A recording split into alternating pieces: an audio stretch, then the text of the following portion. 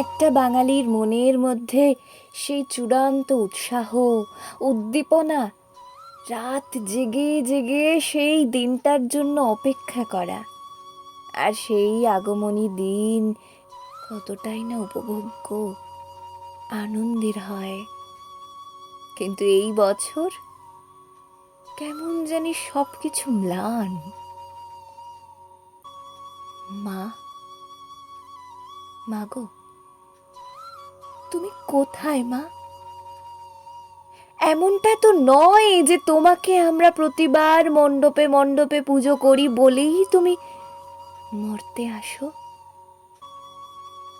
ধরো ধরো আমি আমার বাড়িতে তোমাকে পুজো করতে পারি না, সামর্থ্য নেই, কিন্তু তাই বলে তুমি কি এই 4টে দিন বা সারা বছর তুমি আমার মনের মধ্যে আমাদের সঙ্গে থাকো না? তবে আজ যখন বাঙালির মন খারাপ, আজ যখন সবার মন খারাপ, যখন তোমাকে কেউ হাত ধরে প্যান্ডেলে প্যান্ডেলে আনতে পারছে না, তখন কি মা তুমি নিজের থেকে এসে সবকিছু ঠিক করে দিতে পারো না? আমাদের আজ কেমন জানি মনে সেই একটা খুঁতখুঁতে ভাব। মা, তুই অসুর নাসিনি। মণ্ডপে মণ্ডপে তোর টানা টানা শান্ত চোখ, শান্ত মুখ দেখে আমরা সত্যি খুব শান্তি পাই। কিন্তু তাই বলে মা, তোর মধ্যে থাকা তেজকে অস্বীকার করে কে? কিন্তু মা,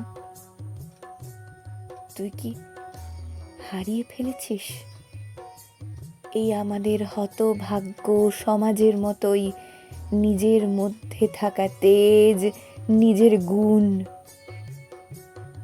তুই কি মা ভুলে গেছিস তোর এই তেজ অসুর নিধনের জন্যই?